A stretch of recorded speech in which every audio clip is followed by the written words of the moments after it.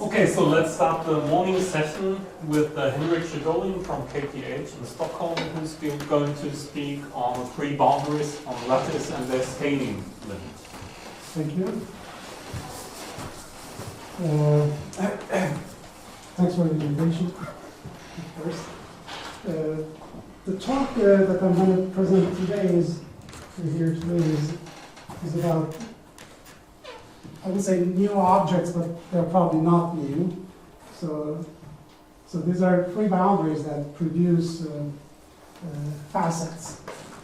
And it has been around in applications. You can see even just search on the Google search or whatever search, three boundaries, facets, then you will see a lot of pictures actually comes up. And it seems that people are doing applications, which is not exactly what I'm doing here, but so this problem comes from a different direction. So it has to do with the book of Shahgholian, Bulgarian mathematician, physicist mathematician. It was Geophysics Institute, and this was year 1991. They were visiting this institute from KTH, and they had this interest of interacting because of a problem in potential theory. And everybody here is familiar with the mean value theory, the potential theory. And there are actually a lot of different types of mean value theorems that they go under the name of quadrature domains. So we were visiting this institute, and then the person, Shahgholian, was doing numerics, trying to do numerics, and he had a very interesting way of doing it. He called it partial balayage. And I will tell you what it is. And later on, this was taken on, I think it was like 10 years ago, by Yuval Perez and Lionel Levine, and they did a formal, actually, computations and mathematical, rigorous mathematical presentation of this. I don't think they were aware of the Shahgholian paper or the book, but anyway, they did this, and it turned out to be very beautiful. So they connected to obstacle problem. But there was one also intermediate thing there that they worked probably mostly numerically on that. They showed some pictures what can happen. And later on, this was a little bit more developed, and it was called sandpile dynamics. So I will tell you a little bit more about it. And what they tried to do is, a postdoc of mine, Hayk Aleksanyan, was to get this further. So this was connected to obstacle problem, what everybody knows what they did. And we're trying to see if there are similar type of dynamics, sample dynamics, that could connect to Bernoulli problem. So free-bound, other type of free-bound. And we worked, I think, a whole year with all possible ideas, and all the time we were expecting to get circles because it was starting with the point mean value. We were expecting circles. We did not get circles. We did numerics basically, and we tried to do all possible algorithms and the way of doing this. And then finally we thought maybe this is the thing we have to look for, different objects with facets. And then it turned out to be correct way of thinking. We get different objects. So today I will talk about this, what we did. And there are two papers, and one is to really get the circles. We're all the time looking for the circles. One point should give circle symmetry. And then we found a way of doing this to get circles also. And that is related to singular perturbation in PDEs. So I will basically present these two papers here. So let me see. So if you start with the most simple encounter you have in PDEs and potential theory is the mean value theorems. You get the one on the sphere, which you can integrate and get over the whole as well. And this is basically, this one you get first, and then you get this one by integration. And this holds for every harmonic functions. Okay. So my question is there a discrete counterpart of this? So we're working on the lattice z to power 2, basically. Can we have a domain in Z2 which have this representations for harmonic functions? And the answer is yes. And this is the only answer that I know of, basically, that actually, this is the definition of being harmonic on lattice. That's the Milan theorem. This is the way you define it. So when you start with a smooth function and you take a Taylor expansion of that, this is what you would get if it's harmonic. Okay? Or basically you start with this as a harmonic function. So what you have here is all neighbors, so this is the neighborhood of the origin, then you get 2d times h0. If you take dimension 2, this will be 4 times h0. There are 4 neighbors. So the value of the 4 neighbors is equal to 4 times the value in the middle. And here, I have just added 1 here and 1, the origin on this side and on this side. So you have 5 points. So that's the volume average. Of course, this is, now the question is, are there domains you can do that? And it seems that almost impossible. So how do we connect this discrete theory to the continuous theory? You mean for the lattice let D, right? For the lattice? Let D. Yes. But what? Well, I mean, discrete harmonic functions are also looked at different lattices. Right? You can work on graphs, basically. So this is on graphs, basically. I'm just taking the... Well, even, let's say... Oh, different lattices, yes. So generally graphs, basically. Whatever I say here, you can do on graphs, basically. So, of course, technicalities would come in. So the presentation we have, and then the paper is from general aspects of the graphs, but then we enter into lattice Z to D, because using symmetry, you have to use a lot of symmetry to be able to prove everything. So this is actually connected to chip firing in combinatorics. And you're staying on a graph and firing chips, and they go out, and then you have to sort of start filling out at the end and coming down, and then the question is how far you can reach. So this is a very interesting question in combinatorics.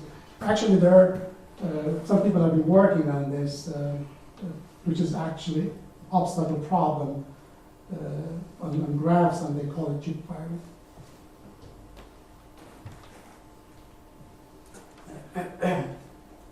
Okay, so we have been asking for too much, and because if you take any radius, here the radius is just 1, I'm just fixing it, 1 point, and then the distance, whatever it is.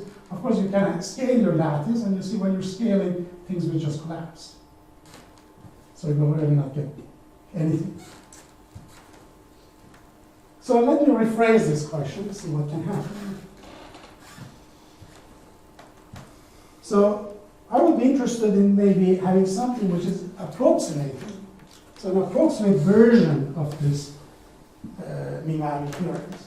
The reason I'm saying approximation is that when I scale this, if this is very huge, and the lattice is scaled down, so you can always think of doing this on the lattice of epsilon size, and then you scale it down. And then eventually you will have a shape. So my question would be, very generally, what are the possible shapes you can get when you're scaling down things? Okay? Don't pay much attention to this. These values are just chosen in order to get, in one case, the mean value theorem, in the other case, for the ball, and then the next one for the sphere. So, can I ask a question? So what exactly do you mean when you say discrete harmonic functions? This is not the definition, or this?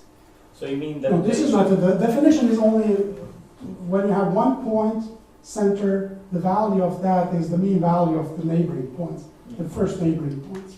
You can define a lot of ways of doing it, but this is what corresponds to the classical harmonic functions. But in a way, I mean, you get always a representation formula, right? Yeah. With weights. Yes. And you ask, when is the weight converting to 1? Exactly. Okay. That's exactly what I'm looking for. And more than that, I'm looking for getting the continuous counterpart. There is maybe in the parentheses here, I can tell you that last year I had a visitor who was working on combinatorics and probability. I was trying to do a probabilistic version of this, and we played with this. It was a good numerics also.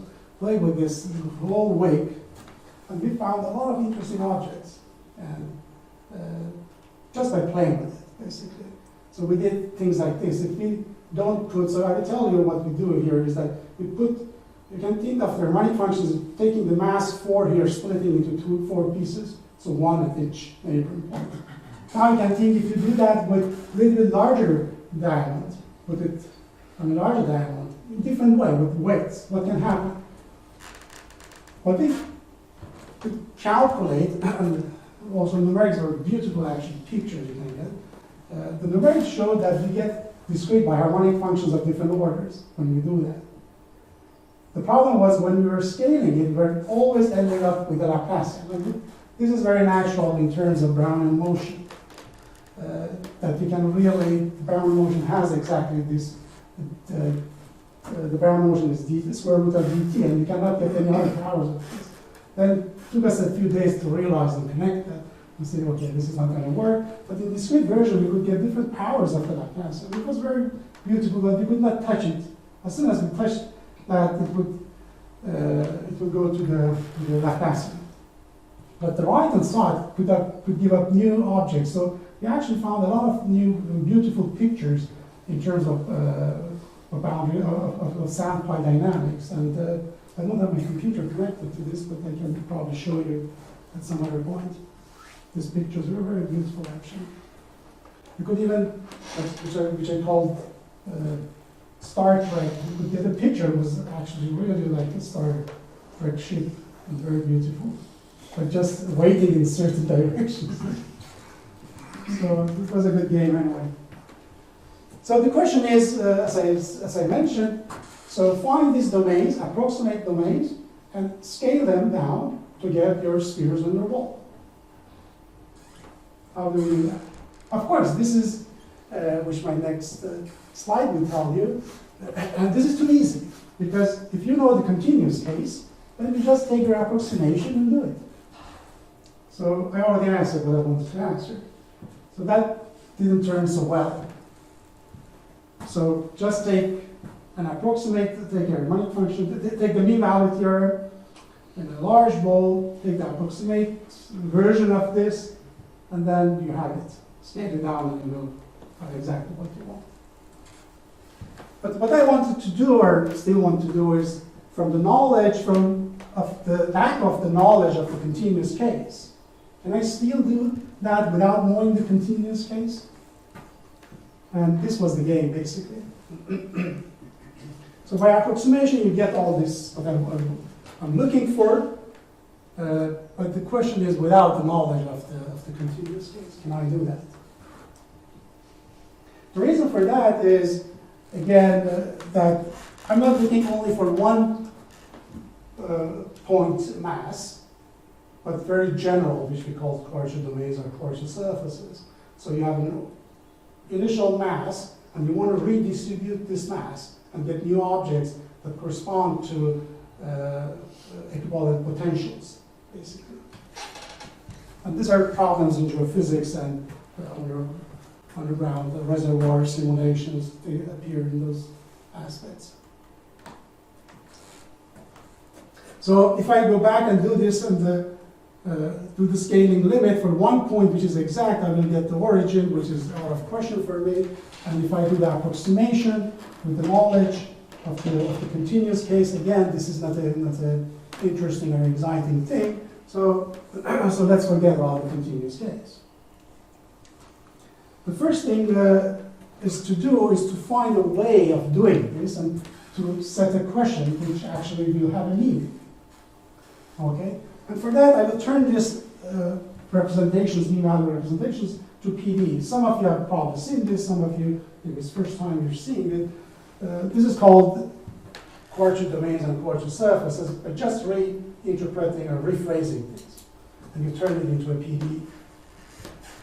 So if you take the Newtonian potential, Newtonian kernel, and you put it in your harmonic instead of your harmonic function, and the mean value theorem will be exactly this.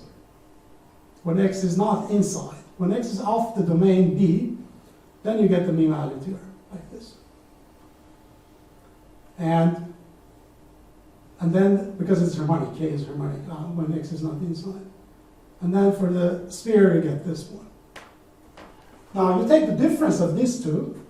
If you take the difference of these two, we call it the function u and v, which I will call soon. And then you work with these two functions. They're going to actually correspond, one will correspond to the obstacle problem, the other one will correspond to the Bernoulli problem.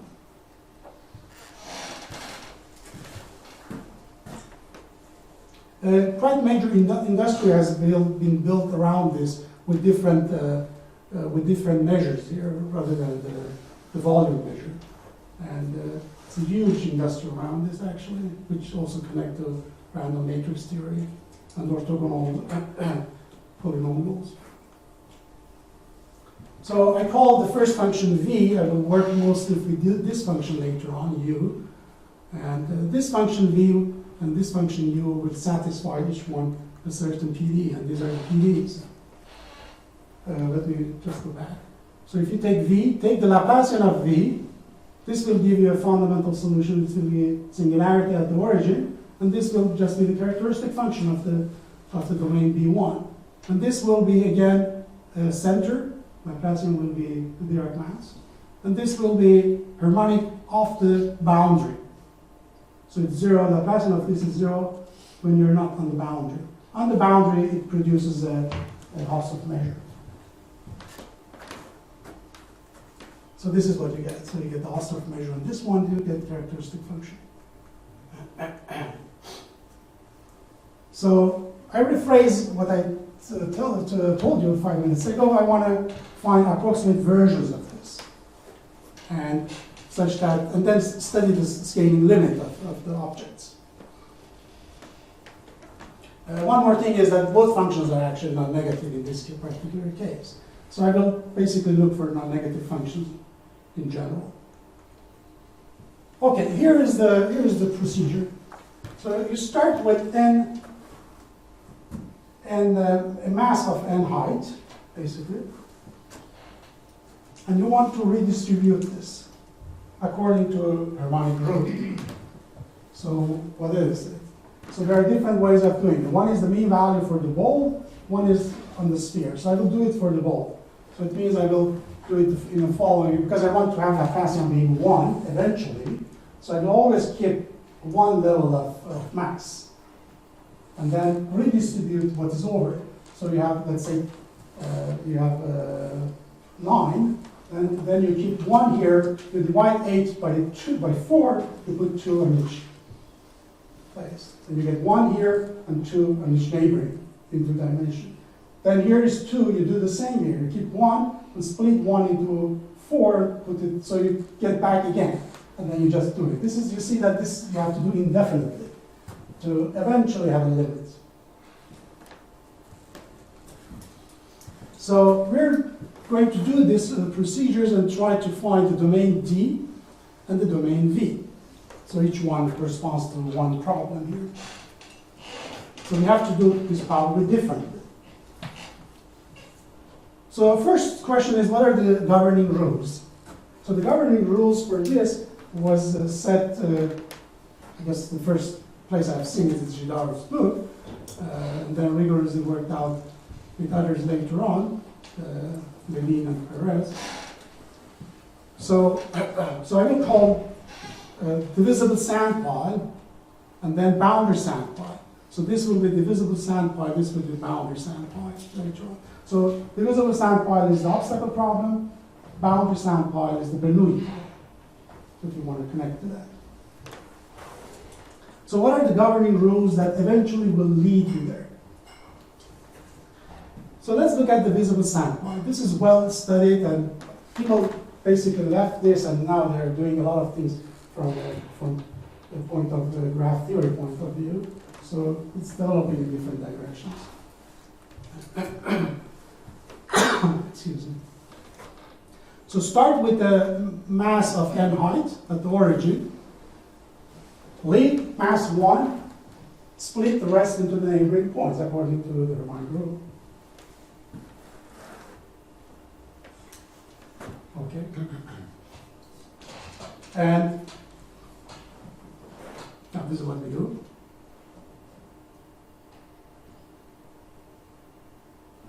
So you can always think of d being 2, that's the easiest probably. And you just repeat this.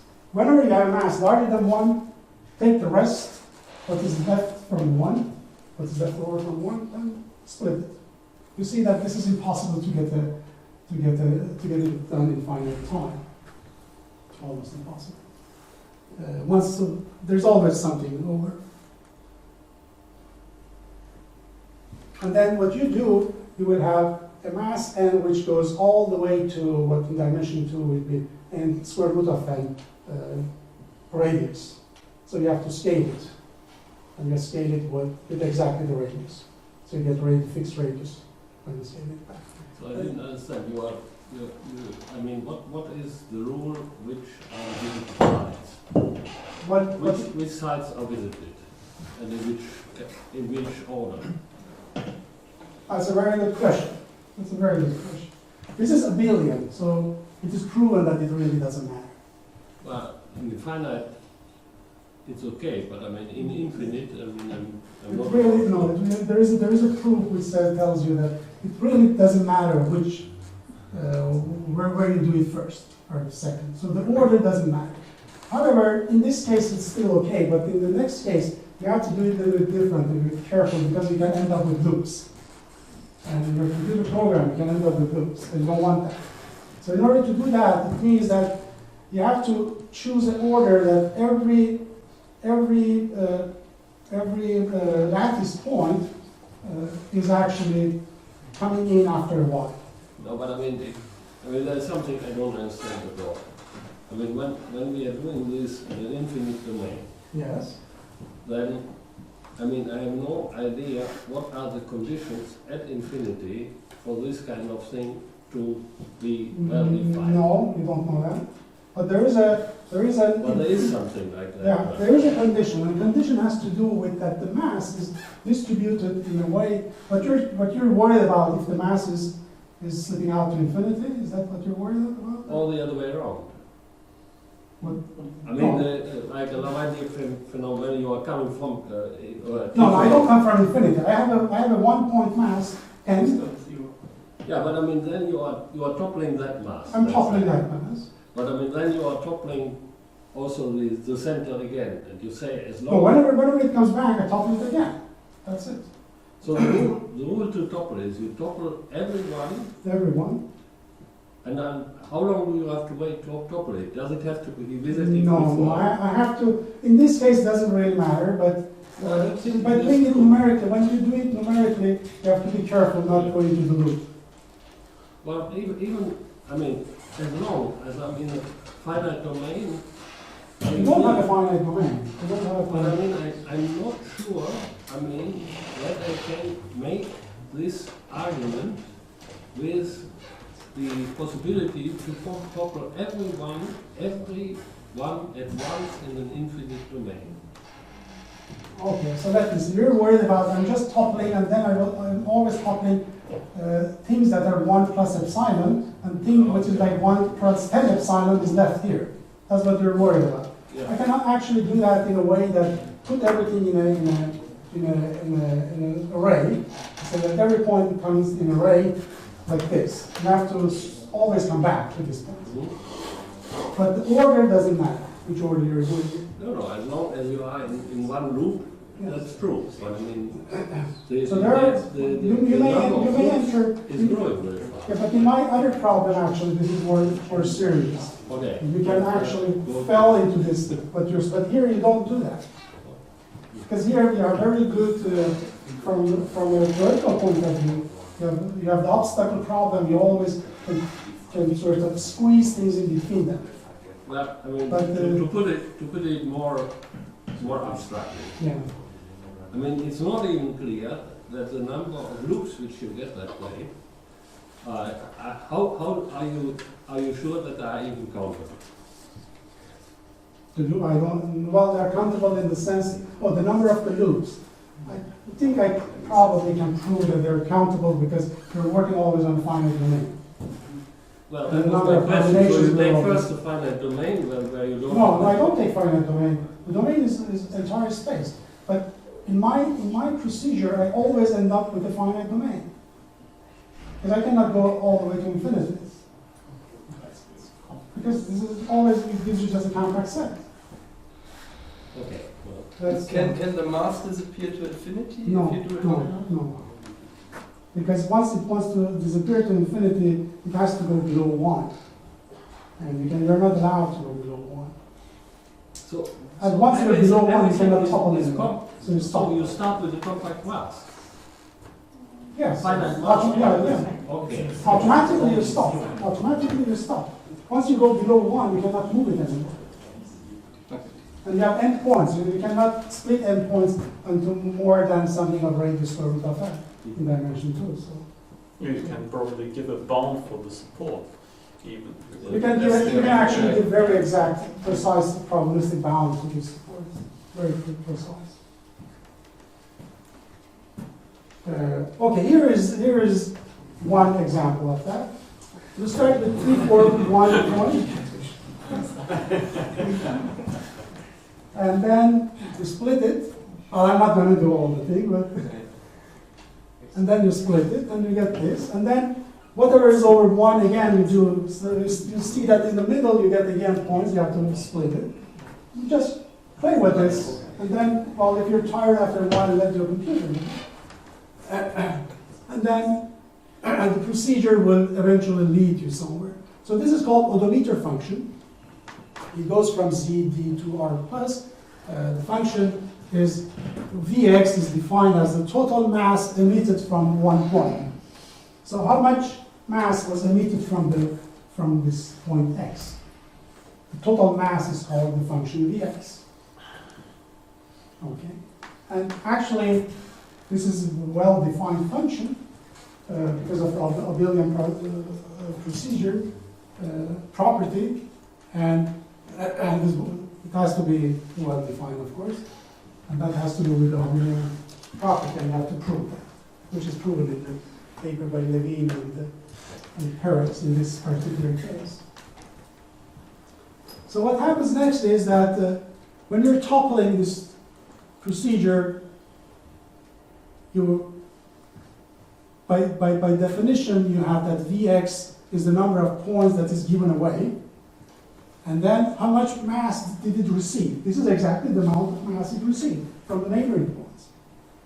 And then what you do, you take the difference of that. That's exactly the harmonic being harmonic, or the Laplacian. And then what you will have is a limit shape, and then the initial, so I here is for a characteristic function at the 0, and you have n mass. So this is exactly Laplacian, well, I put 1 here because I'm the z. The Laplacian is going to be s minus n times characteristic function at the origin, so it's Dirac mass, basically. And s is exactly being 1 in the limit. Only on the neighborhood it can be a little bit less. It is not exact, but once it's less than 1, you don't count it in, because that amount will actually go to 0 eventually when you're scaling it down. And your function is strictly positive. So the boundary is exactly when the function v becomes 0.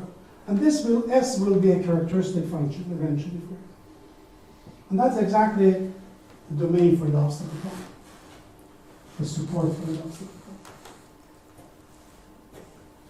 Sorry, so when you mean eventually, you mean for n going to infinity? N going to infinity, but then you have to scale it back.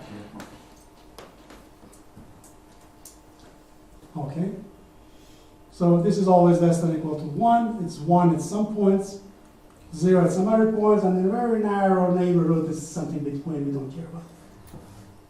So the least action principle is basically the principle of, this is Perron's method, basically.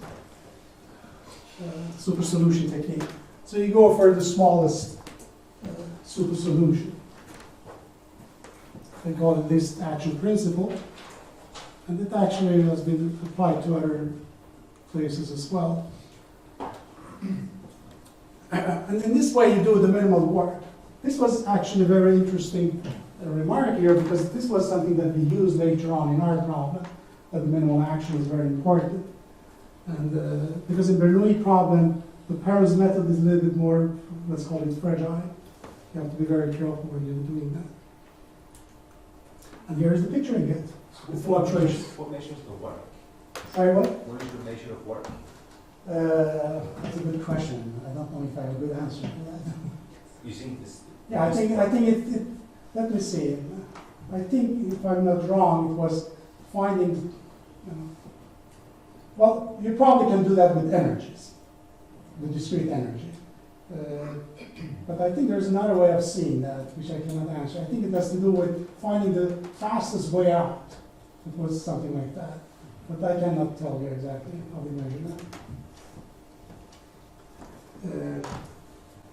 Maybe I can do that if I...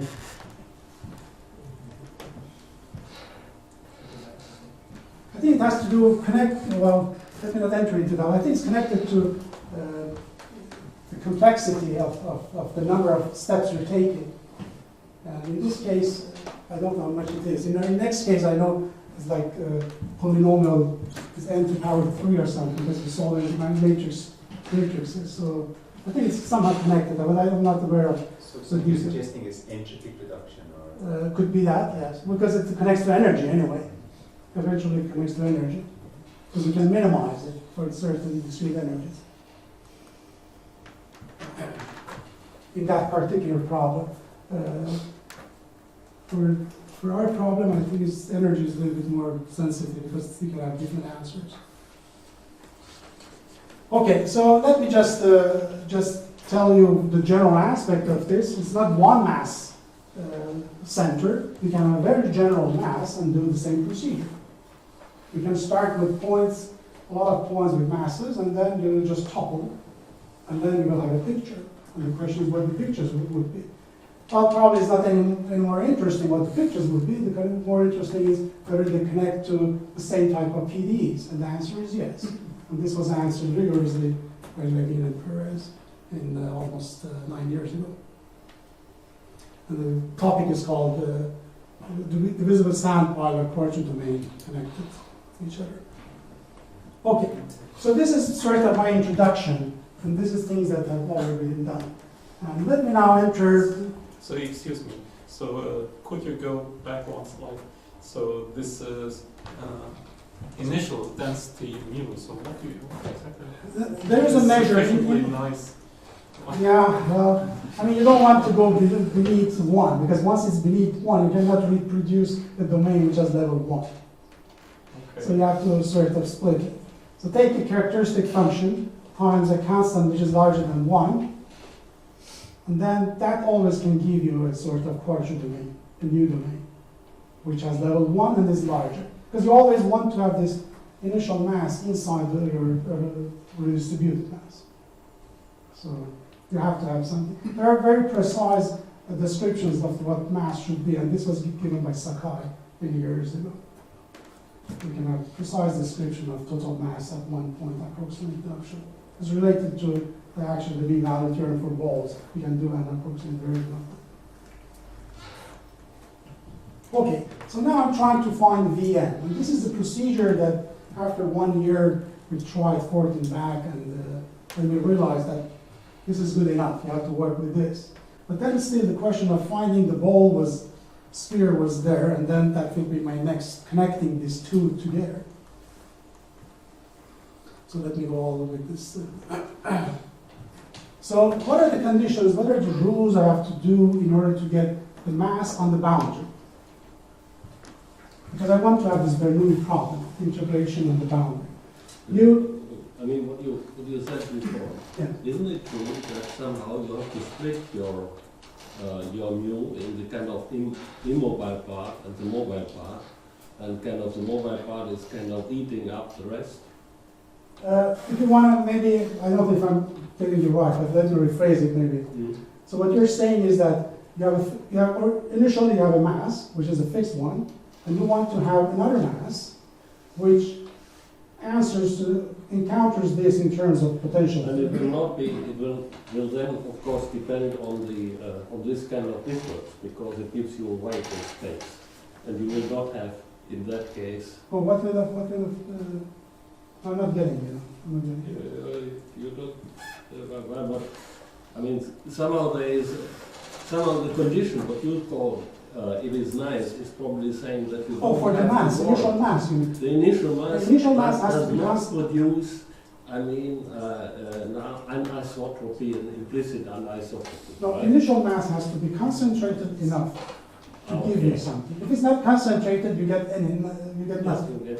Well, But that was also what I was a little bit worried about. Like in numerics, when things grow only in the axis directions, also if you start with a not so nice No, there are mass, two things. then- One thing is the continuous part, which with the measure, you want to do the continuous part, forget about the discrete part. You have enough mass, you want to redistribute this mass. You can do it continuously by putting it according to the mean value theorem on each ball, you just redistribute it. So you're solving a simple PD, and then you do that all the time until you get. but Henrik, what I mean is just this. I mean, you have this mass mu, and you split it in two parts. The one is What is the parts? I don't know. You don't I see split. I do. I split. You, oh, yeah. The one below one. Oh, I see. You see, and the one below one is kind of giving you. You may see that way, but I've never thought. I see what you mean. Okay. Yeah, if you do that, then it means that the initial support has to always be empty of this mass, Yeah. the extra mass. You may do that. It's not making your problem easier. I promise.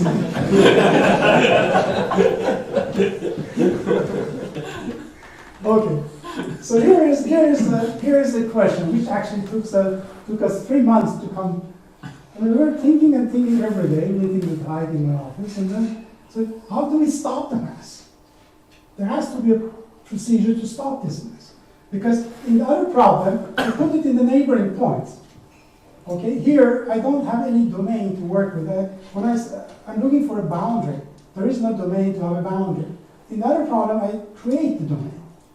So I state, okay, let's put this in the neighborhood, and then when do I stop? So we have to come up with a threshold, so kappa 0. So we put the threshold. So in this case now, I empty everything. I don't have any mass left. So let me remind you. In my first problem, I always have a mass 1, so it eventually finishes. In this problem, I don't have any mass I have an initial mass, but then I put everything away, because I want to have a harmonic function within it, not Laplace MB1. So it means I have to empty everything. When I empty everything, it means it just goes out and slips to infinity. So I have to have a procedure to stop this. So the only way was, of course, to put the kappa 0 and then find this kappa 0. What is that answer to our problem?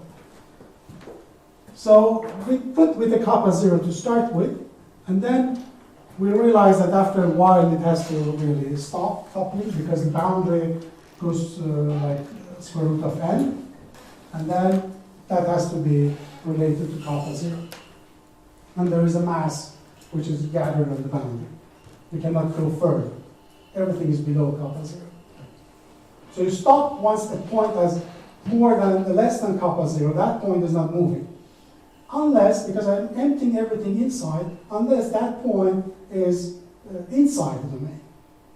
So you see, in this way I'm creating something, a rule. So I'm saying I'm doing this all the time, and every boundary point which has kappa 0 more mass, it's pushed forward.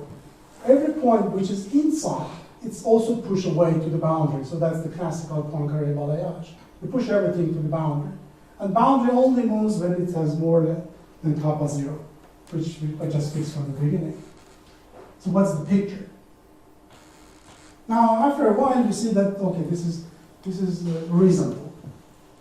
So let me repeat, I will see it soon. So you start with the mass, you divide it by 4 in dimension 2, put everything in the neighborhood. Then every point which has a mass is divided by 4 and put on the neighborhood. So you're getting back again. So once a point becomes an interior point, everything is pushed on the boundary. That you can do by simple PDE, but solving Laplacian of U is 0, basically. So when you say interior point, you mean that all the neighboring points has something above the threshold or what? Exactly. Whenever a neighboring point has a mass, all neighboring points have mass, then the point is interior point. That mass has to go away, and that you can do by simple matrix computation, or simple PDE, which is matrix computation. So you just push everything to the boundaries. Here the ordering is important. The order, no, the order is not, that's abelian again. Which order you're taking. Is that what you're saying there? But the order doesn't matter, you have to prove it. But it doesn't really matter which order you go. You can prove that all order gives you the same answer when you have a finite number of m's. You can really do that.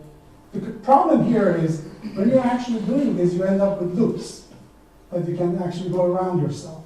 And especially in numerics, and we end up running the program 2 days, and then we realize you have to stop. So what we did is try to put everything in order that you have to come back and do that again, and then once you're in a loop, it means that you have to really just skip that. So skip the loops and try to do something else. And then eventually we found that the best is just to do with PDE. So we did like this, infinite many times, infinite steps, and then finite steps. Infinite step, finite step. The infinite steps we put in the matrix computation for the computer, and that was done very fast. So we could get the answer very easily. Although in this way, we could act. I mean, just to get it right, you say you have the following rule. If all the neighbors are positive, then you do the procedure in any case. If one of the neighbors is 0, then you stop at No, capital 0. Or if one point has 0 mass, that point is not an interior point, it's a boundary point.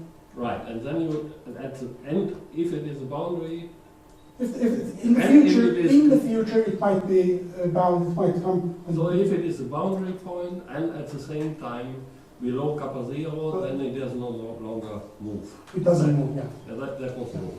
Okay. The rule is So it is boundary just point, one, yeah. boundary point and less than kappa 0 doesn't move. So here is the picture for you. You start with point 96 at the mass 96 at the origin, split it into 4 and put it on the neighbor. That's what you get. And then you continue. And then you just continue. Okay.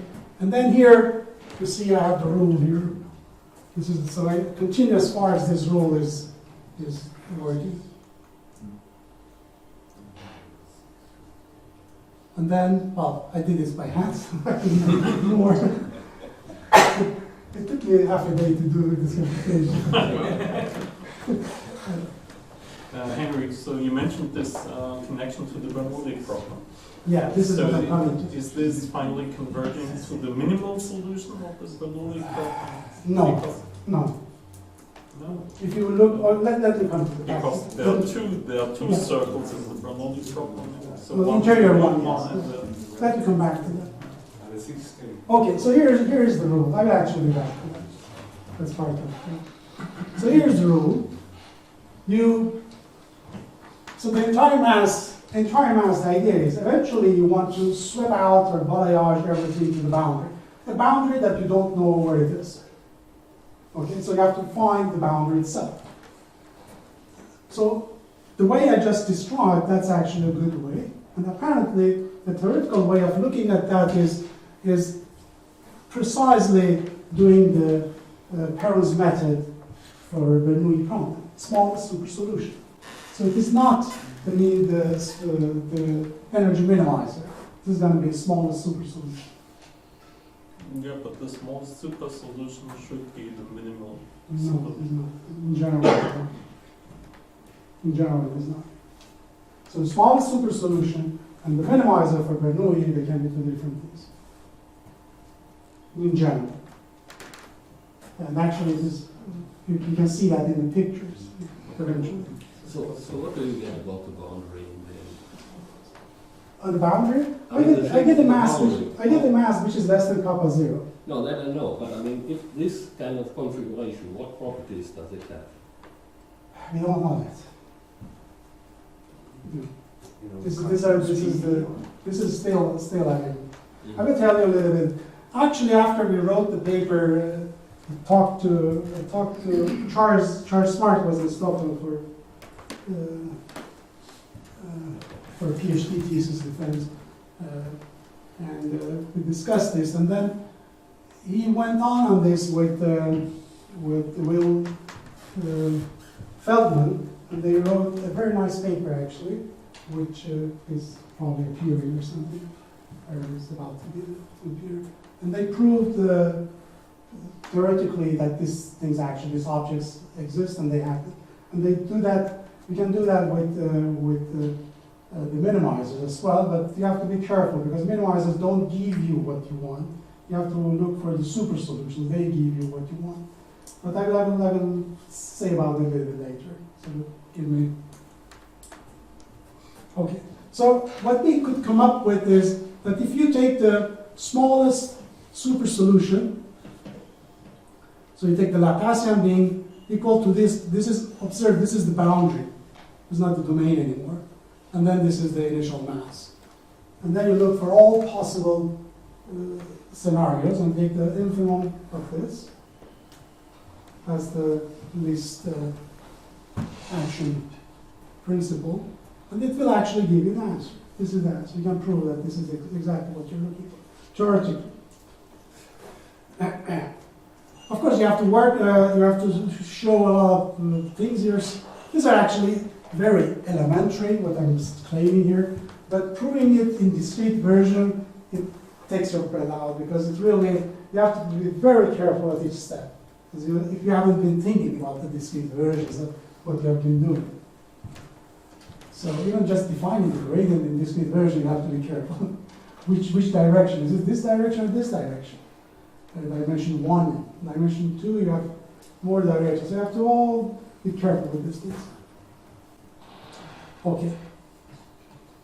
And then you can actually prove that the sand pile, actually, the shape of sand pile converge. So you get the limiting scenario. And if you start working with it, you do this process numerically. Of course, from my theoretical proof that I have, it doesn't tell me what is the limiting shape. It just says that there is a shape. There is a limit function and there is a support for this. That's the shape. But it doesn't tell you that it's the circle. I'm looking for the circle. That was my hope, to get this quadrature surface theory. Then we did a few steps. Here is 1,000 points. And then this starts worrying out. We get this facets coming up. So let's do a little bit more. We did a little bit more. Okay, it starts turning. That's good sign. But still facets are there.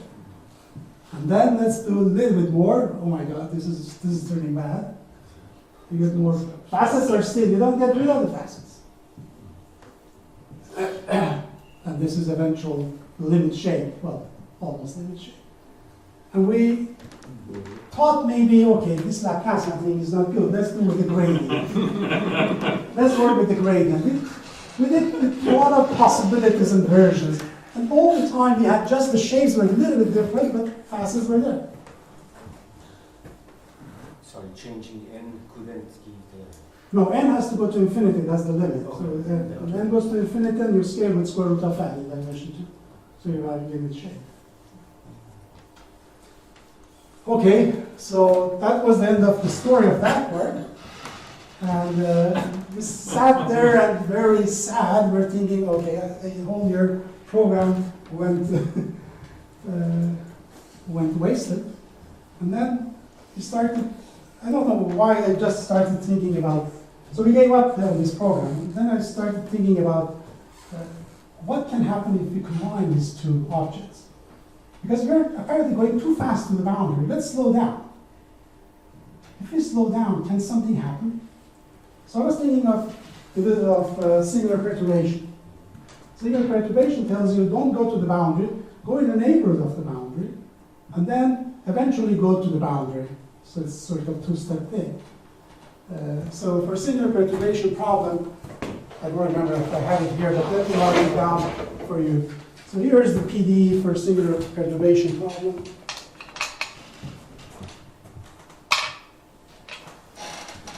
So you're looking for Laplacian of u, epsilon, that's in continuous case. It's 1 over epsilon, and the characteristic function of u being between epsilon and positive. So this is the singular perturbation.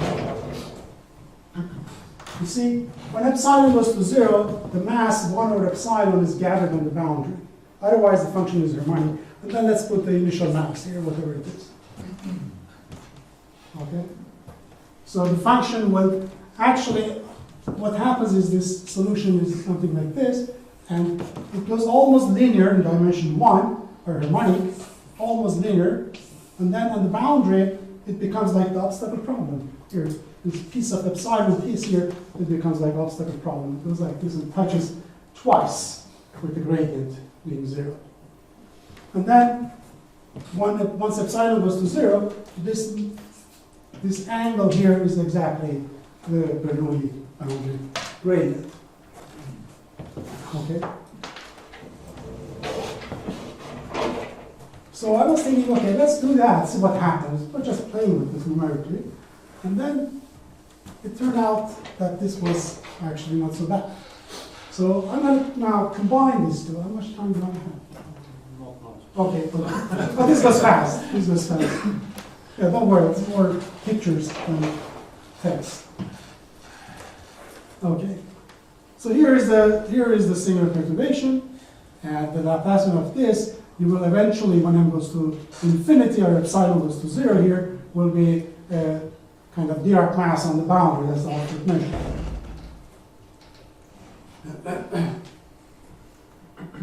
Okay, so the process, let me skip a little bit. The process is like this, explaining this faster than looking at it. So what you do, you put the mass on the neighboring boundary.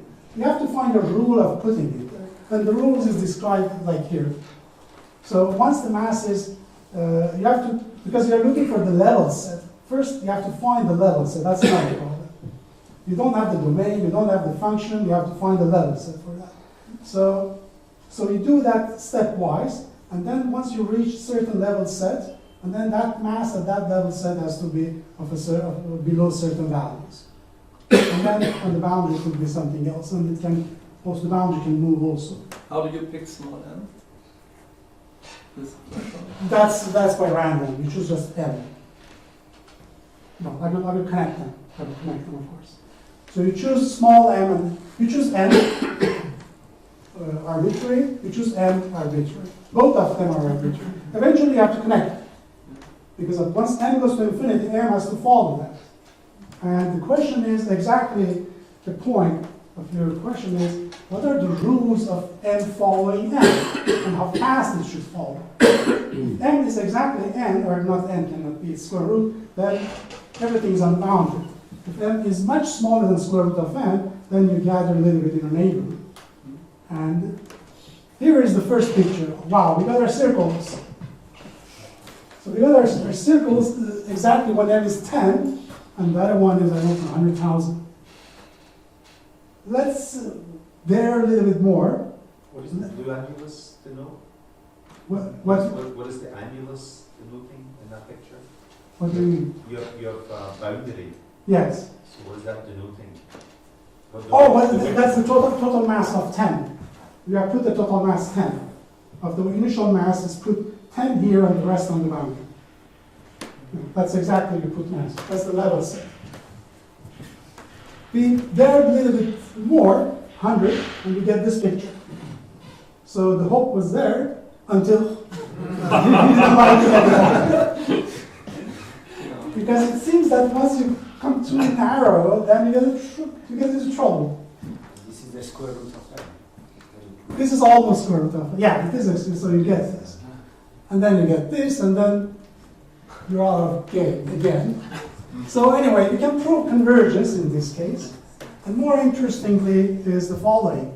If n is actually slow enough, and we don't know how slow, if n goes to infinity, when n goes to infinity, and n follows that, but it follows very slowly, we can actually prove that you will get the circle. So there is a threshold, which we don't know. It is given by us by compactness. Once you break that threshold, it will be the sample. So it seems to be a range between the circle and this boundary sandpoint dynamics or the pictures, and that how fast you put things on the neighborhood of the boundary. And we don't know what it is. So these are questions that we hope that we can actually answer in the future. So that was all I wanted to tell you. Thank you. Okay, thank you.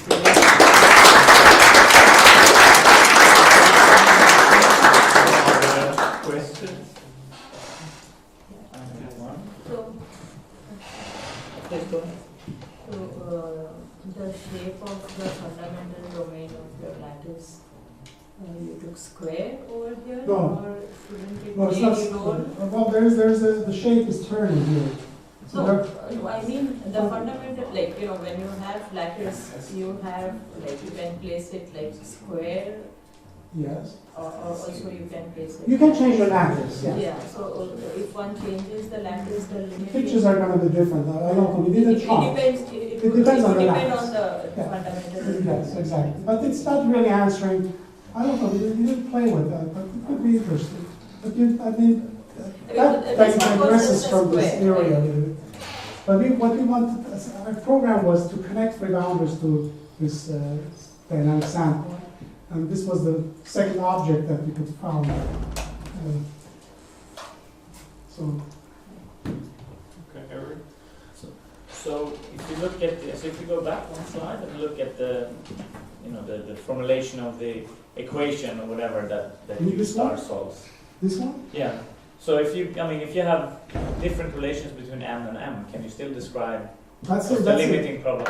No, you have a relation between m and n, but we don't know what it is. Theoretically, we cannot, but numerically, we can see. So you can write n in terms, because n is much larger, you can write n in terms of n. N is m squared, something like that. Okay, but then in that case, can you determine the limiting equation? Yeah.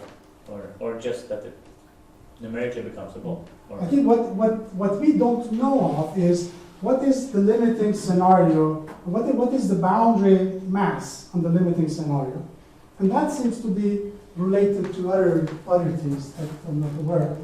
And Charles seems to have good expertise on this. So he has gone further on that, and they wrote a very nice paper which actually relate exactly how it works. But the way of the divisible sandpoint combining with boundary sandpoint, so that I want to see what is the relation between M and M. But we have tried in different ways as well, but we don't have any ideas. So it was dead end for us. Yes. Yes.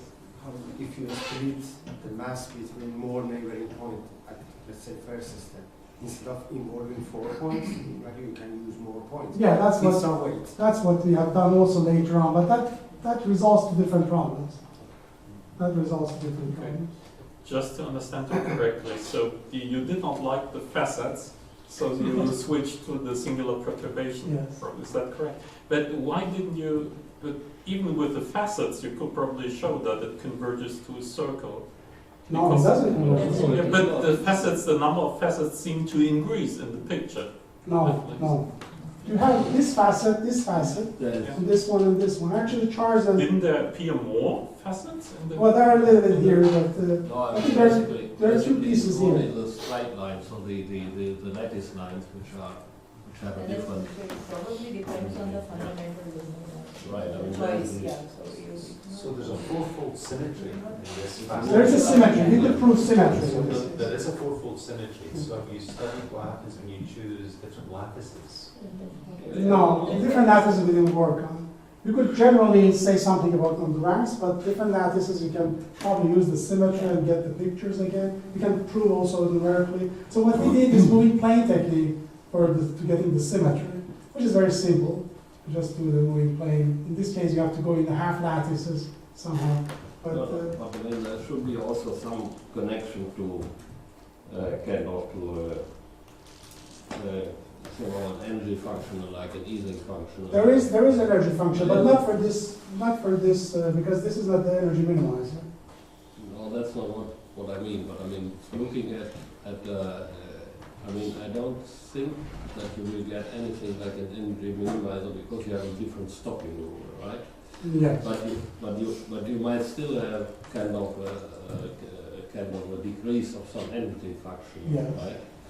And of course, we know that for this problem, there's a huge amount of possible fixed points. Mhm. Yeah? For the energy. But you are not finding them, right? You are reaching only some. Yeah. In this way, you reach one actually. In this case, because that's the minimal. Because this is actually a minimal solution. You can prove it's a minimal solution. No, I mean for one exact how shall I say, for one exact initial distribution, you get. Well, I think you have to be careful here. Because you have to be careful here because when you do minimize the functional, the discrete functional, the energy functional. No, I'm not minimizing the function. What do you want to do? Well, I want to see the connection with basically with the Ising model. Yeah. Oh, I see. And you see in the Ising model also you have the surface tension which you are looking at is of course very singular. Yeah. Mm. Because the surface tension in the Ising model you see it immediately. I mean Yeah. you have two values, right? You have the one for the zigzag and you have the one for the other one. Probably you can define such a thing for those. And I would like to see the connection between these two things. Yeah, and I think you might be able to get it by looking at kind of a driving force which has an energy, but of course it has a very singular mobility. Yeah. I haven't thought about this one. So instead of that, have you looked in detail at the behaviour of the crossover from the planar segment to this curved segment? Do you have an exponent for that? Oh, no. Because that would be an interesting signature of that critical phenomena. You have an unusual exponent there. So these are completely different directions. I mean, you have to. But yeah, I agree. I mean, this is what I wanted to do. But I think you need the techniques, you need the time. But these are the very interesting questions. Even the simple one that of past you should keep with m and n from each other, far from each other to get objects like this. That's already not only. I think this is something to explore. What is interesting here is that it presents new free boundary problems, where you can actually have also, there's a definition of these problems in continuous setting when you have discrete harmonic functions as barriers, and you get these objects, which I didn't have time to talk about it, but so there are a continuous version. You can do everything in continuous version by putting discrete harmonic functions as barriers. And then you get similar objects. Maybe not exactly the same, but it's very similar with facets. So,